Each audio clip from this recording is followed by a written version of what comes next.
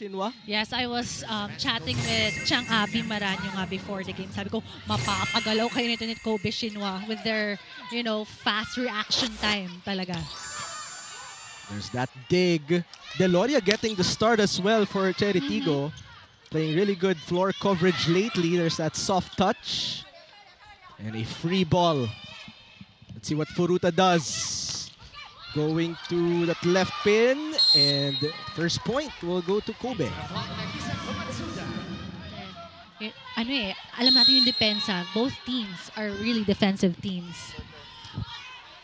Grabe din tong Kobe Shinwa, no, Phil, because they're not the tallest team. You look at their height, not a lot of 6-footers, but they make plays just like what we saw. And they know that hindi nga sila yung tallest team and kasama yun sa game plan nila. So makikita mo talaga yung mga left, right. 7. Yes, and I think mga youthful players, so very energetic in the beginning pa lang. To be 19 again. I know, to be young. And if you notice, sabi ni Coach Norm,